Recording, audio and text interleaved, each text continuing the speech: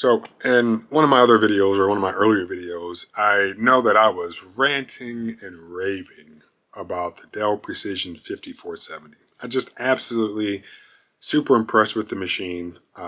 Said that I was going to be using it for quite a while, and I've had it for what, 6 months now, maybe 7 months.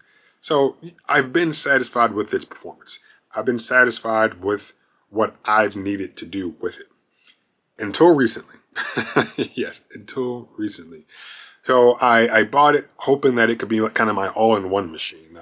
When I had, and I know I might be all over the place with this one, but for a period of time, like when I first started attempting to make YouTube videos, I said, hey, I'm seeing a lot of good press about Apple's products. So I say, oh, okay, cool. I have my Windows machine for work and for other things that I do, but let me get a MacBook or a Mac Mini to actually start editing these videos.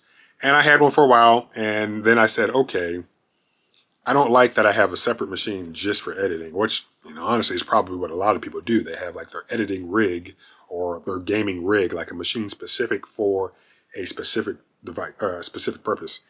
And I said, I don't like that. I want one machine that allows me to do all of that. So I ended up getting rid of the MacBook Pro and the Mac Minis that I've had. And I said, okay, let me find a Windows machine that is portable, but also powerful. And that's how I landed on that Precision 5470. But I had it for a while. And even while I had it, I was still editing video on this MacBook Air, which should be a testament to how capable this little guy is. Because I said, well, I'm only using iMovie. I'm familiar with the program. I'm just going to keep using this. And at some point I said, okay, you bought the Precision for a specific reason. You need to start using it. And I did. And I said, okay, let me open or let me download and install DaVinci Resolve. I did that. And I load my video into the program, and within a few moments, the fans are just going crazy. Like, they aren't the loudest I've ever heard, but they're just, doing their thing. And I'm just like, you gotta be kidding me. Like, this thing, already, like, I'm not rendering. I just literally dragged the actual videos into the program so I could start doing stuff with it. And yeah, the fans on these things, and yeah, they just stayed on the entire time. And then, I finished, doing my little cuts or whatever, and then, started the actual rendering. And yeah, of course, I don't know if they got any louder, but yeah, they were on the entire time. And I said, I can't do this. I can't do this. Like, it's one thing if they were just on while the machine was rendering. And truth be told, I probably could have gone into the settings and changed the settings to best power efficiency or something instead of best. I think I try to keep it on balanced, but yeah, like I didn't want to do that, because when you do that, then the performance drops, and I didn't try. So I ended up getting a MacBook Pro 16-inch, and I'll probably talk about that at a later date. But it's unfortunate that this machine, I was falling in love with it, I guess is the best way to put it. And when it came time to actually do something that required the performance that I needed, which the thing has an i9 in it, yeah, it got too hot. Which it shouldn't be a surprise, and I'm not surprised. I think more than anything else, I'm just disappointed. So, yeah, I will not be using that for video editing. I will use the MacBook Pro that I have over there, and as a result of that, I don't think I really want to keep such a beefy laptop anymore. So I'll probably end up selling this. And I think the first step towards me thinking I was going to get rid of it is when I was connecting this little guy to the USB-C docks that I now use that provide power to the laptop that is connected to them.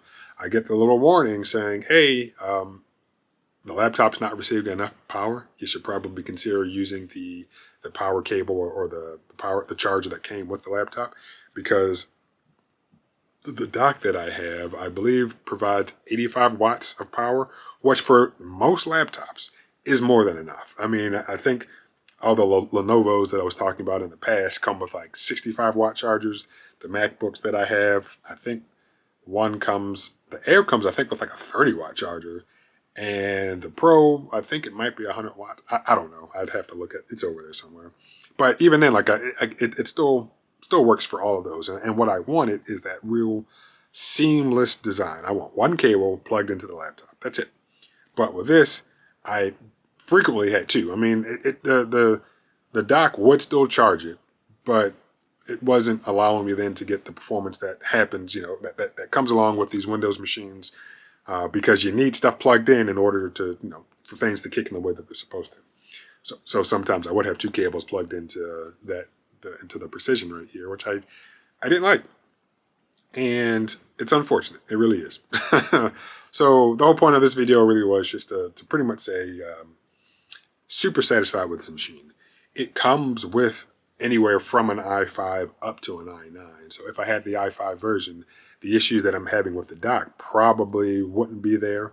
But if it were an i5, I don't think I would have really cared to try to start video editing on it. An i7 maybe. But in terms of build quality and design, this thing is great. Like I know I will rag on laptops left and right for various things, but I can't be upset that the i9 requires a lot of electricity. Like I'm not upset about it. It's just unfortunate that because of that, it's not able to do everything the way that I want to do the way that I want to do it. So I know in the other videos I talked about how this could be considered like an XPS 14 in terms of design language. Like it is great. Okay. Screen, size, resolution, the borders are thin, color reproduction is great, keyboard is good, trackpad is good, palm rest is good. Even when it's kicking in terms of, doing a lot of stuff, it still stays relatively cool to the touch. I'm a huge fan of the minimalist design with the USB-C flanking both sides.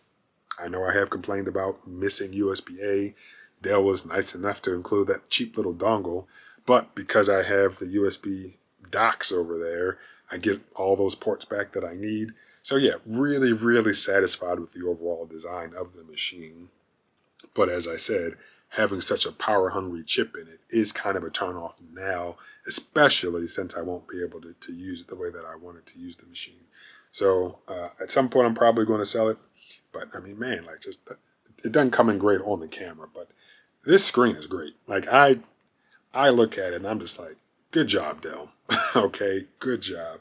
So yeah, sad to see it go, but yeah, it is really, really nice. And I was happy to get it and still am. And who knows, maybe in the future. So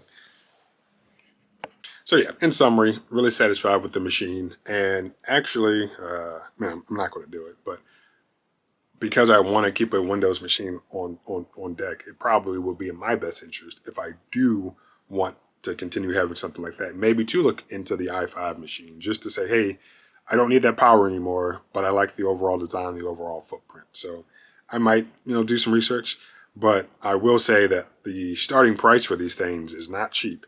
And fortunately, as I mentioned in the other video, I was able to get a relatively good deal on it. So, when I start looking for laptops, I really kind of get involved.